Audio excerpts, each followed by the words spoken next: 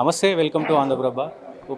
క్రైస్తవులపై జరుగుతున్న హత్యలు కావచ్చు, అవకతవకలు కావచ్చు, క్రైస్తవులపై మొన్న ఏదైతే అడ్వకేట్ ఇజ్రాయెల్ పైన జరిగిందో తెలంగాణలో, నిన్న ఏదైతే ప్రవీణ్ గారిపై ఏదైతే దాడి జరిగిందో ఆ దాడియా లేకపోతే యాక్సిడెంటల్గా జరిగిందా, చాలా అనుమానాలు అయితే ఈ తెలుగు రాష్ట్రాల్లో పెద్ద సెన్సేషనల్ అయింది. సో మాట్లాడదాం. అన్న చెప్పండి, అసలు ఇది పొద్దున జరిగితే సాయంత్రం వరకు ఎలాంటి ఇన్ఫర్మేషన్ లేదు, ఎట్లా చూడొచ్చు?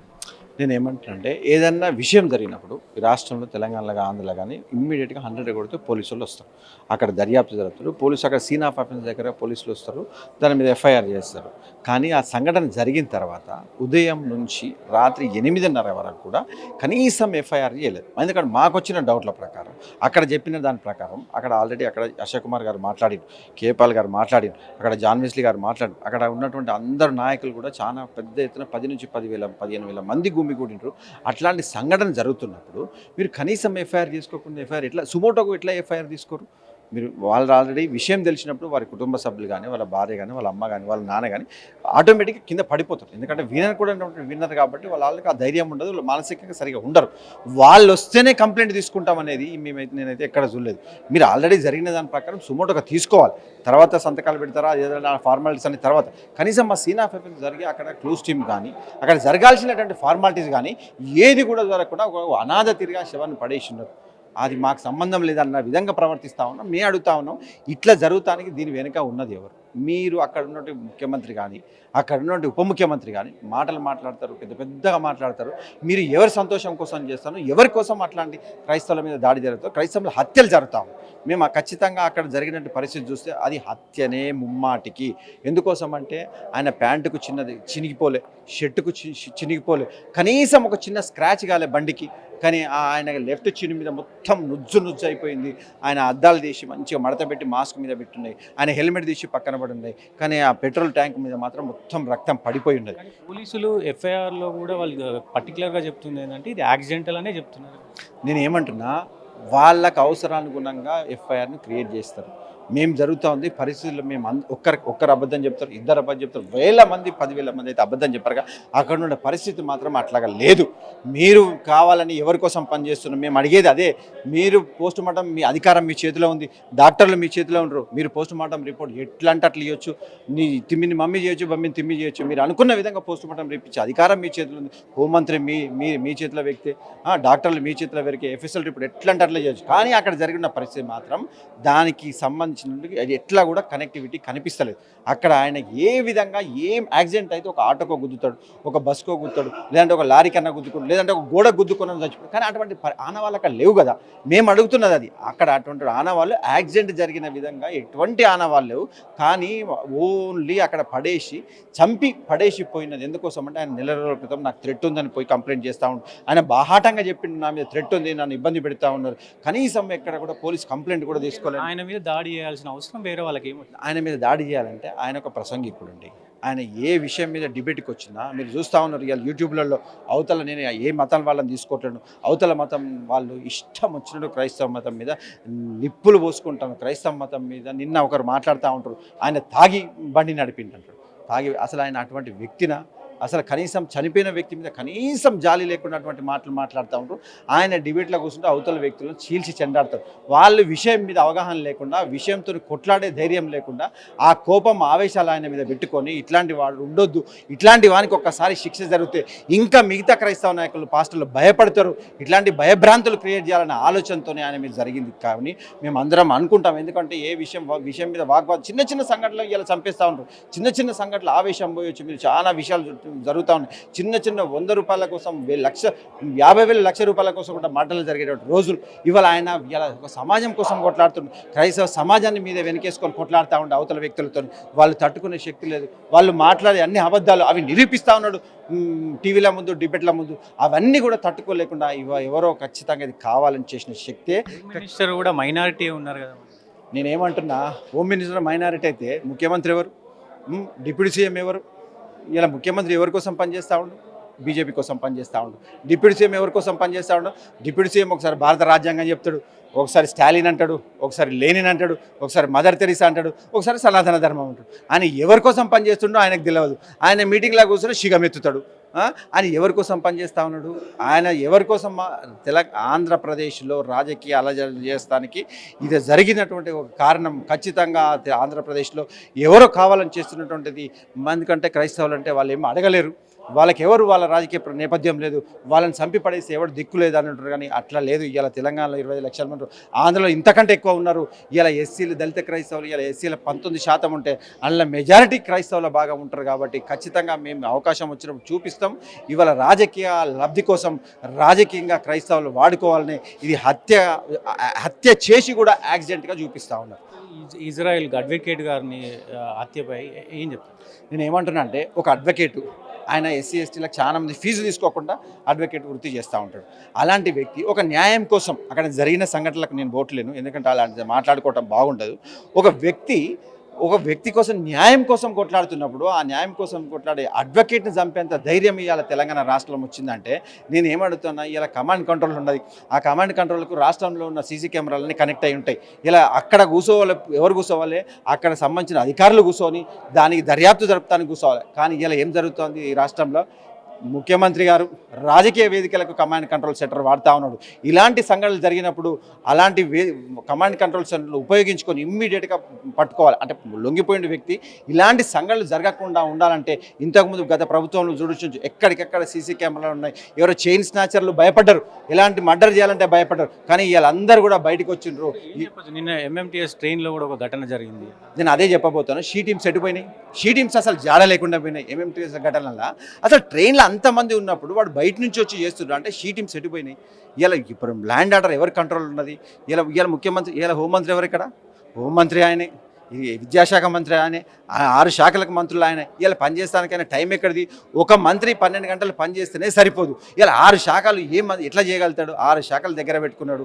ఇలా ఎవరికి అధికారం లేదు. ఒక్కటే మంత్రి చేయాలంటే ఇలా హోంశాఖ ఉంటే ఇలా సాయంత్రం వరకు రిపోర్ట్ వస్తూ ఉండే ఏం జరిగిన సమగ్ర విచారణ అన్నీ కూడా ఒకటే దగ్గర ముఖ్యమంత్రి దగ్గర పెట్టుకొని ఇలా దేశంలో ఇన్ని రోజులు 15 నెలలు 6 మంత్రులు లేనటువంటి ప్రభుత్వం ఏముందంటే ఇలా కాంగ్రెస్ ప్రభుత్వమే. కాబట్టి నేను అడిగేది, ఇలా మహిళలకు రక్షణ లేదు, అడ్వకేట్లకు రక్షణ లేదు. ఒక సామాన్యులు అయితే భయభ్రాంతులకు ఉన్నారు. ఇలా రాత్రిపూట బయటికి పోవాలంటే గుండె మీద చేసుకుని ఆడవాళ్ళు ఇంతకుముందు 10 సంవత్సరాల కాలం మంచిగా పోతూ ఉండే, ఇలా రాత్రిపూట బయటికి తిరగాలంటే భయపడినటువంటి పరిస్థితి ఈ ప్రభుత్వం ఏర్పాటు చేసింది. అటు కూటమి కావచ్చు, ఇటు తెలంగాణలో కాంగ్రెస్ కావచ్చు, మీరు డిమాండ్ ఏంటి?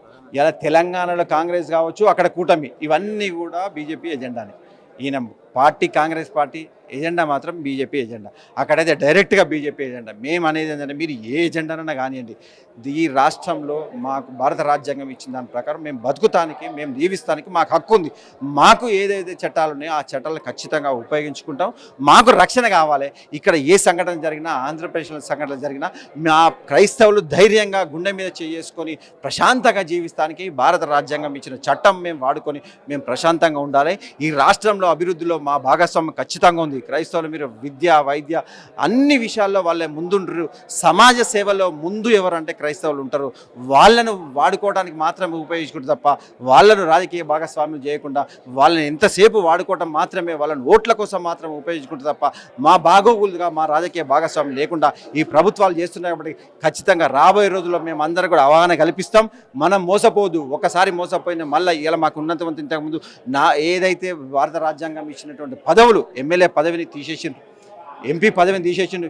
ఇదే ఎంపీ ఇప్పుడున్నట్టు ముఖ్యమంత్రి ఢిల్లీకి పోయి పీసీసీ ప్రెసిడెంట్గా ఉన్నప్పుడు పోయి ఇలా ఏదైతే ఎమ్మెల్యే పదవి ఇక్కడ రావాల్సిన పద్ధతి కోటా ప్రకారం రావాల్సిన ఎమ్మెల్యే పదవిని వీళ్ళకు ఉండొద్దు అని పార్లమెంట్లో పోయి కంప్లైంట్ చేసి వచ్చిండు. ఇలా మళ్ళీ ఇక్కడికి వచ్చి క్రైస్తవులు కాంగ్రెస్ పార్టీకి అండగా ఉంటారు. క్రైస్తవులకు ఓట్లతోనే ఇలా పైకి వచ్చిండు. క్రైస్తవులు కాంగ్రెస్ పార్టీ 2 కళ్ళని చెప్పుకుంటారు. ఒకటి ముస్లింలు, ఒకటి క్రిస్టియన్లు అని చెప్పుకుంటా ఇలా క్రైస్తవులకు ఉన్నటువంటి రాజకీయ భాగస్వామ్యం తీసేసి ఇలా నువ్వు మాట్లాడుతున్నావు. నేను ఏమంటున్నా, మొన్న డిసెంబర్లో ఒక ముఖ్యమంత్రి ఒక దళితులతో కూర్చొని భోజనం చేసేటట్టు పరిస్థితి లేదు. ఇలా అంత 10 సంవత్సరాలు కేసీఆర్ గారు ముఖ్యమంత్రి ఉన్నారు. ఆయన ప్రోగ్రామ్ అయిపోయిందంటే అందరితోని, బిషప్లతో, క్రైస్తవ నాయకులతో కూర్చొని భోజనం చేసిపోతా ఉండే. కనీసం నువ్వు భోజనం చేస్తాను కూడా మేము పనికిరామని నేను అడుగుతా ఉన్నా. ఈ ప్రవీణ్ పగడాల విషయంలో రాజకీయ కుట్ర దాగిందని ఖచ్చితంగా దాగింది. నేనేమన్నా అక్కడ రాజకీయ పరిస్థితులు చూస్తూ ఉంటే అక్కడ భాగస్వామ్యం ఎవరుతున్నది? ముఖ్యమంత్రి ఒకరు, డిప్యూటీ సీఎం ఎప్పుడు అక్కడ సామాజిక వర్గ వేరు ఎవరి మీద దాడి చేస్తూ ఉన్నారు, ఎవరి మీద దాడి చేస్తే రాజకీయ ప్రకంపనలు రేపెత్తాయి, ఎవరిని ఒత్తితే రాజకీయ ప్రకంపనలు రేపిస్తాయి. ఖచ్చితంగా రాజకీయ కుట్ర ఉన్నది, జరిగింది మాత్రం అక్కడ ఖచ్చితంగా యాక్సిడెంట్ కాదు. దీని వెనక ఎవరున్నారనే శిక్ష ఖచ్చితంగా బయటికి రావాలి, ఖచ్చితంగా బయటికి వస్తుంది, న్యాయం గెలుస్తుంది. తెలుగు రాష్ట్రాల్లోనే కాదు దేశవ్యాప్తంగా కూడా ప్రవీణ్ పగడాల గారి కేసు చాలా చర్చనీయాంశమైంది. సో నిజాలు తెలియాల్సిన అవసరం ఉంది. సో ఇంకా రిపోర్ట్ రావాల్సి ఉంది. సో మనతో పాటు గాలి వినోద్ కుమార్ గారు ఉన్నారు. ప్రొఫెసర్ సార్, ఈ కేసులో ప్రధానంగా తెలుగు రాష్ట్రాలనే కాకుండా దేశ స్థాయిలో కూడా సెన్సేషనల్గా మారింది. ఎట్లా చూడొచ్చు? అయితే నేను ఒకటే చెప్పదలుచుకున్నా ఈ సందర్భంగా, ఇవాళ ప్రవీణ్ పగడాల గారికి 3 గంటలు జరిగింది ఇన్సిడెంట్. అది ప్రభుత్వమే చెప్తుంది. 3 గంటలు జరిగింది, 12 గంటల దాకా మీరు ఎందుకు ఎఫ్ఐఆర్ నమోదు చేయలే? మీరు ఎందుకు క్లూ టీమ్స్ పంపలే? మీరు ఎందుకు అంతే కోట్లాది మంది అభిమానులున్న నాయకుడు, క్రైస్తవ సంఘాలలో అంటే అంత మంచి ఒక గొప్ప ఫాలోవరు, అదే ఒక హిందూ పూజారి మీద జరిగితే మీరు ఊకునేవాళ్ళు కాదు కదా. మరి ఒక క్రైస్తవ పూజారి మీద జరిగినప్పుడు మీరు ఎట్లా ఊరుకుంటారు? అందులో ఒక హోమ్ మినిస్టరు మీరు దళితురాలు అయి ఉండి ఒక దళితుడికి అన్యాయం జరిగితే నువ్వు ఎందుకు స్పందించలేదు తొందరగా? అంటే ఏంటి మీ ఉద్దేశం ఏంటిది? మీ ఉద్దేశాలు ఏంటిది? కాబట్టి ఇవాళ స్పష్టంగా దళిత క్రైస్తవుల మీద వివక్షత ఉన్నది. 2 రాష్ట్రాల్లో, తెలుగు రాష్ట్రాల్లో ఉంది. ఖచ్చితంగా నేను ఒకటే చెప్పాల్సుకున్నా, అసలు ఇన్ని కోట్ల మంది, దాదాపుగా అక్కడిక్కడ కలిపితే 1-2 కోట్ల మంది ఉంటారు క్రైస్తవులు, దళిత క్రైస్తవులు. మరి అంతమంది మీరు ఎందుకు ఒక రాజకీయ పార్టీ పెట్టుకోకూడదు? ముస్లిమ్స్ పెట్టుకున్నారుగా, వాళ్ళ మీద దాడులు జరిగితే వాళ్ళు ఒక్కోట్లేదుగా. మరి మీ మీద దాడులు జరిగితే మీరు ఎందుకు సైలెంట్గా ఉంటున్నారు? ఏంటి ఈ జాప్యం ఏం చూడదు సార్? పొద్దున ఎప్పుడో జరిగితే సాయంత్రం దాకా కూడా అసలు పరిస్థితి గురించి మాట్లాడేటోళ్ళు లేడు. ప్రాబ్లం ఏంటంటే నాయకుడే లేడు వాళ్ళకు. ప్రాబ్లం అది. ఇప్పుడు అదే గవర్నమెంట్ని దించే స్థాయిలో కనుక వాళ్ళు ఉంటే ఖచ్చితంగా భయపడేటోళ్ళు. ఆ పరిస్థితి అక్కడ లేదు కాబట్టి ఈ పరిస్థితి. కాబట్టి ఆ రకంగా ముందుకెళ్ళాలంటున్నాను నేను ఏమంటున్నానంటే, 1 కోటి మంది దగ్గర క్రైస్తవులు ఓటేసినప్పుడు వచ్చిన ప్రభుత్వం, ఎన్డీఏ ప్రభుత్వం అక్కడ, మరి మీకు ఎందుకు భయం లేదు? మీకు ఎందుకు బాధ్యత లేదు? అంటే వాళ్ళు దళితులు కదా, క్రైస్తవులు కదా, వాళ్ళు ఏదో బతుకుతారు కదా భూమి మీద. మనుషులు కూడా చూస్తలేరు. ఈ రాజ్యాంగం ఉన్నది ఎందుకు? ఇది క్రైస్తవులకు సపరేట్ రాజ్యాంగం ఉందా ఈ దేశంలో? ముస్లింలకు సపరేట్ రాజ్యాంగం ఉందా? హిందువులకు సపరేట్ రాజ్యాంగం ఉందా? ఒకటే రాజ్యాంగం ఉందా? చట్టం అందరికి ఒకటే ఉందా? లేకపోతే హిందువులకు వేరే యూనిఫామ్ సివిల్ కోడ్ అని బీజేపీ అంటున్నది. అందరికీ ఒకటే న్యాయం అంటున్నావు, ఒకటే చట్టం అంటున్నావు. మరి ఏది న్యాయమే? నువ్వు ఒక చట్టం అన్నావు, నువ్వు ఏది న్యాయమేది? ఒక రాజ్యాంగం అన్నప్పుడు ఈ రాజ్యాంగం ప్రకారంగా అందరికీ సమానమైన న్యాయం ఏది? మరి ఇది చర్చ జరగాల్సిన అంశం. ఈ కేసులో కూడా ఎఫ్ఐఆర్లో కూడా, అంటే ఎఫ్ఐఆర్ నమోదు చేసే సమయంలో జాప్యం జరిగింది. ఏదైతే పగడాలకు సంబంధించిన మనుషులు వస్తే కానీ ఎఫ్ఐఆర్ రిజిస్టర్ చేయమనే పరిస్థితులు కూడా అక్కడ ఉన్నాయి. సుమోటోగా ఒక ఇన్సిడెంట్ను పోలీసులు, అందులో ఒక ప్రజాదరణ నాయకుని పట్ల సుమోటోగా తీసుకునే అధికారం పోలీసులకు ఉంది. అది ఎందుకు చేయట్లేదు? దాని వెనుక ఎవరు ఆపుతున్నారు? సో ఈ ప్రవీణ్ పగడాలని హత్య చేయాల్సిన అవసరం వేరే వాళ్ళకి ఏమొచ్చిందంటారు? అంటే ఒక మతం అనేది చాలా సెన్సిటివ్ అంశము. ఆయన ఒక క్రైస్తవ మత ప్రచారకుడు, బోధకుడు. ఇంకొక హిందూ మతం వాళ్ళ థ్రెట్ ఉండొచ్చు ఆయన మీద, ఉన్నదని కూడా ఆయన చెప్పాడు. అట్లాగే ముస్లిం వాళ్ళ థ్రెట్ ఉందని చెప్పాడు ఆయన. మరి వీళ్ళ మీద నువ్వు ఎందుకు చర్యలు తీసుకోలేదు? ఆయనకు ఎందుకు రక్షణ కల్పించలేదు? మీరు ఎటు పోయినా పబ్లిక్ ఫిగర్కు రక్షణ కల్పించాల్సిన పోలీసులు ఎందుకు వైఫల్యం చెందారు? మీకు థ్రెట్ ఉందిరా బాబు అని చెప్పినప్పుడు మీరు ఎందుకు పట్టించుకోలేదు? అంటే మీ వెనుక ఎవరున్నారు? సో ఇవన్నీ కూడా చర్చనీయాంశాలే. కాబట్టి దీని వెనుక ఎవరున్నారు, దాని వెనుక నిజంగా యాక్సిడెంటా లేదా చంపించిర్రా అనేది అంతా దర్యాప్తులో తేలాలి. అందులో పోస్ట్ మార్టం రిపోర్ట్ వస్తే అన్ని ఇజ్రాయెల్ అడ్వకేట్ ఇజ్రాయెల్ హత్య వెనుక సో ఎలాంటి, అంటే ప్రభుత్వం ఏమైనా నిర్లక్ష్యం చేస్తుంది? ఇప్పుడు క్రిస్టియన్స్ మీద దళిత క్రైస్తవులు అంటే ఇజ్రాయెల్ అయినా, ప్రవీణ్ పగడాలైనా, ఇంకెవరో అయినా దళితులు అంటే గింతే కదా అనే పరిస్థితి ఉంది. దళితుల పవర్ ఏందో వాళ్ళు కొట్లాడుకుంటారు కాబట్టి, మాలమాదిగల పంచాలు ఉన్నాయి కాబట్టి వాళ్ళు అసలు రియల్గా వాళ్ళు పవర్ చూపెడితే ఎవరు పవర్లోకి రారు. అది అమ్మాయినా, రెడ్డి అయినా, ఎల్మైనా ఎవరైనా రారు. కనిష్టంగా దళితులు, అందులో దళిత క్రైస్తవులు 80% వాళ్ళే ఉన్నారు దళితులలో. వాళ్ళకి కనీసం జనాభా లెక్కలలో వాళ్ళకి చోటు లేదు. ఇక్కడైనా అక్కడైనా క్రైస్తవుల పైన నిర్లక్ష్యం నిజంగా జరుగుతుంది. 200% నిర్లక్ష్యం ఉందంటున్నా. అందుకే క్రైస్తవులకు ఒక రాజకీయ పార్టీ ఉండాలంటున్నా, అందులో దళిత క్రైస్తవులకు ఉండాలంటున్నా ప్రధానంగా. సో కాబట్టి వాళ్ళకు ఉన్నప్పుడే, వాళ్ళు ఓడగొట్టే స్థాయికి ఎదిగినప్పుడు వీళ్ళు భయపడతారు. వాళ్ళ ప్రభుత్వాలు వాళ్ళని ఓడగొట్టే స్థాయిలో లేరు కాబట్టి వాళ్ళు పట్టించుకోవట్లేదు. సో ఆ స్థితికి తీసుకురావాలంటున్నా నేను. వీళ్ళ ఆ స్థితికి ఎదగాలంటున్నా. అప్పుడే న్యాయం జరుగుతుంది. ఎట్లాంటి సంఘటన జరిగినా అప్పుడే న్యాయం జరుగుతుంది. ఆ దిశగా రానున్న రోజుల్లో క్రైస్తవులను ఒక రాజకీయ శక్తిగా మార్చడానికి నా వంతు ప్రయత్నం చేస్తాను. ప్రవీణ్ పగడాల అటు దేశంలో కూడా ప్రకంపనలు సృష్టిస్తుంది. ఇది హత్య మర్డర్ అనేది కొంచెం సస్పిషియస్గా మారింది. సో దీనిపైన పెద్ద ఎత్తున చర్చ అయితే సాగుతూ ఉంది ఆంధ్రాలో. సో మాట్లాడదాం సార్, ఇది ఎట్లా చూడొచ్చు? ఇది కొంతమంది హత్య అంటున్నారు, కొంతమంది ఏమో మామూలుగా యాక్సిడెంటల్గా జరిగింది అని అంటున్నారు. ఎట్లా చూడొచ్చు? ఇది కంపల్సరీ హత్య చేయటం జరిగింది. ఆ ఇన్సిడెంట్స్ని బట్టి మా పెద్ద మనుషులు అక్కడికి వెళ్ళటం, దాన్ని ఎంక్వైరీ చేయటం, దాన్ని చూడటం, దాన్ని బట్టి అది హత్య జరిగింది అని చెప్తున్నారు. ప్రవీణ్ పగడాల గారి హత్య ఒకవేళ నిజంగా హత్య చేయాల్సిన అవసరం ఏమొచ్చాయి? హత్య పాస్టర్స్ ఆయన సేవ చేస్తూ కూడా ఆయన ఒక డిబేట్స్ చేసేవాడు. ఆ డిబేట్స్ చేయటం కారణం ఏంటంటే ఆయన ఈ 3 గ్రంథాలు ఏవైతే ఉండేవో ఇండియాలో ఆ 3 గ్రంథాలు చదివిన వ్యక్తి. అది విశ్లేషించేవాడు. ఈ గ్రంథం ఇది చెప్తుంది, ఖురాను, భగవద్గీత ఇది చెప్తుంది, బైబుల్ ఇది చెప్తుందని చెప్పేటువంటి సందర్భం. దాని మీద కొంతమంది వ్యతిరేకతలు చెయ్యి ఈయన్ని చంపాలి చేయాలని థ్రెట్ చేశారు ఫోన్లో. నువ్వు ఇటు చెప్పొద్దు, ఇటు చెప్తే నీకు అది చేస్తాం అని చెప్పడం జరిగింది. అదే కోణం మనసులో ఉంది. ఒకటి ఆయన చెప్పాడు పబ్లిక్గా. అది తర్వాత రెండోది అక్కడ ఇన్సిడెంట్ ఏదైతే జరిగిందో అక్కడ యాక్సిడెంట్ జరిగితే వెహికల్ దెబ్బతినాలి, ఎరగాలి, లేకపోతే ఈయన బాడీ ఫ్రాక్చర్ కావాలి, ఏం జరగకుండా ముఖం మీద కొట్టి గుద్ది చంపినట్టే ఉంది ఆడ. సో దాన్ని అక్కడ మా వాళ్ళు వెళ్ళి చేసిన సందర్భం అంటే అది కంపల్సరీ హత్యను, ఇది రోడ్డు ప్రమాదం కాదు అని చెప్తున్నారు. అంటే ప్రమాదం జరిగినాక కూడా చాలా సేపు అంటే చాలా గంటలు జాప్యం జరిగింది, ఎఫ్ఐఆర్ కూడా నమోదు చేయలేదని వాదనలు వినబడుతున్నాయి. దానికి పోలీసులు ఏం చెప్తారంటే చాలా మీకే అర్థమైపోయింది ఇప్పుడు ప్రభుత్వం ఎంత ఇదో. అక్కడ జరిగిన సందర్భం ఇమ్మీడియట్గా పోలీసులు ఎంటర్ అవ్వటం, దాన్ని తీసుకెళ్ళి ఎఫ్ఐఆర్ చేయటం, సుమోటో కింద దాన్ని చేయాలి. అది చేయకుండా మా పెద్ద మనుషులు వెళ్ళి అడిగితే వాళ్ళు చెప్తారు పోలీసులు, మీ ఫ్యామిలీ మెంబర్స్ ఎవరు రాలేదు కాబట్టి మేము కేసే ఫైల్ చేయలేదు, ఎఫ్ఐఆర్ లేదు అంటారు. ఇది న్యాయమా? ప్రభుత్వాన్ని మేము అడుగుతున్నాం, ఇది న్యాయమా? అంటే ఎవరో చనిపోతే అక్కడ రోడ్డు మీద పెడితే దాన్ని ఇమ్మీడియట్గా తీసుకెళ్ళి దాన్ని ఎంక్వైరీ చేయాలి, ఎఫ్ఐఆర్ చేయాలా? యాక్సిడెంటే కానివ్వండి, యాక్సిడెంట్ ఎంక్వైరీ మీరు చేయరా, ఎఫ్ఐఆర్ చేయరా? ఎవడు కొట్టాడు ఏంటి దాన్ని తీయాల్సిన అవసరం ఉంది కదా.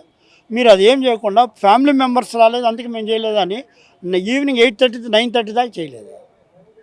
అంటే మీ ప్రధాన ఉద్దేశం అంటే దీంట్లో రాజకీయ కుట్ర దాగుందని అనుకుంటారు? 100% దీని వెనకాల కొంతమంది కుట్రదారులు ఉన్నారు. వారు బ్యాక్గ్రౌండ్ నుండి చేసిన సందర్భం ఇది. లేని పక్షంలో పోలీసులు డిలే చేసిన అవసరం లేదు. పోలీసులు అంతా దాన్ని డిలే చేయకుండా ఎఫ్ఐఆర్ లేకుండా చేయటం లేదు. తర్వాత దాన్ని అక్కడ క్రియేట్ చేసిన అవసరం లేదు. దీని వెనకాల భారీ ఎత్తున కుట్ర జరిగింది. మా పాస్టర్స్ని, మా క్రైస్తవుల్ని మీరు టార్గెట్ చేశారు. దాన్ని చంపడానికి ప్రయత్నాలు చేస్తున్నాయి. ఇప్పుడు ఇక్కడ ఇజ్రాయెల్ అనే అడ్వకేట్ గారిని కూడా ఒక చిన్న కేసు ఒకరికి న్యాయం చేయడానికి వెళ్తే వాడిని రిక్కీ చేసి 10 days పోలీసు ఏం చేస్తున్నారండి, 10 days రిక్కీ చేస్తుంటే అరే వాడు సతాయిస్తున్నాడు కంప్లైంట్ ఇచ్చింది ఆ లేడీ. ఆమెను మీరు ఎంక్వైరీ చేయాలి, పోలీసుని పెట్టాలి కదా. ఏం లేకుండా చనిపోయినాక మళ్ళీ చంపేసినోడికి వెళ్ళి వాడిని అక్కడ పోలీసు బందోబస్తు పెట్టి ఈ ఇంటి దగ్గర ఏం లేకుండా చేయండి. ఇది ప్రభుత్వాలు చేసేటువంటి మైనారిటీస్కి, ఎస్సీలకి, బీసీలకి చేసేటువంటి పద్ధతి ఏం బాగోలేదు. ప్రభుత్వాలు కళ్ళు తెరవాలి. ఎవరికి అన్యాయం జరిగినా వారికి రక్షణ కలిగించాలి, న్యాయం చేయాలి. ప్రవీణ్ గారి విషయంలో అక్కడ మీకు హోంమంత్రి కూడా మీకు సంబంధించిన హోంమంత్రి ఉన్నారు. మా హోంమంత్రి గారు మనవారే, మా మనిషే. అయినా కూడా మాకు ఆమె మీద కూడా కొంతమంది ప్రెజర్ అవుతుంది అని మేము అనుకుంటున్నాం. ఇప్పుడు ఆమె ఓపెన్గా వచ్చి ఇంత స్టేట్మెంట్ ఇవ్వలేదు. సార్ అఫ్కోర్స్ చంద్రబాబు నాయుడు గారు ఇప్పుడు ఇచ్చారు, మేము ఎంక్వైరీ చేస్తున్నాం వాళ్ళని. హోమ్ మినిస్టర్ ఇవ్వచ్చు, వాళ్ళకేం రాజకీయ ఒత్తిళ్ళు ఉండేవి మాకు తెలియదు. సో కాబట్టి మేము దీన్ని సీరియస్గా తీసుకుంటున్నాం. ఆ ప్రభుత్వాలు డెఫినెట్గా దాన్ని ఎంక్వైరీ చేయండి. ఎంక్వైరీ చేయని పక్షంలో మేము సిఐడి దగ్గరికి వెళ్తాం, లేకుంటే సిబిసిఐడికి వెళ్తాం. లేని పక్షంలో ఐక్యరాజ్య సమితి కూడా వెళ్తాం. మేము ప్లాన్ చేస్తాం. దీంట్లో బండి కింద పడినా కానీ బండికి ఏం డ్యామేజ్ జరగలేదు, ఆయనకు కూడా ఎలాంటి డ్యామేజ్ జరగలేదు, చిన్న ఘాట్లు తప్ప పెద్దగా ఏం లేవు అని వినబడతాం. అక్కడ కనపడదు. మా పెద్ద వెళ్ళి కేపాల్ గారు వెళ్ళారు, హర్ష అని మాజీ మా ఎంపీ గారు వెళ్ళారు, ప్రసాద్ రెడ్డి గారు అని వెళ్ళారు, మోజెస్ గారు అని వెళ్ళారు, చాలామంది వెళ్ళారు. అక్కడ వారందరూ కూడా హానిబాబు గారని వీళ్ళందరూ కూడా వెళ్ళటం జరిగింది. కానీ అక్కడ చనిపోయినటువంటి సిచ్యువేషన్కి, యాక్సిడెంట్ అయిన సిచ్యువేషన్ లాగా ఏం లేవు. అందుకే మాకు డౌట్. ఇప్పుడు కారణం అదే. దానివల్ల మేము దాన్ని హత్యగానే మేము పరిగణిస్తున్నాం.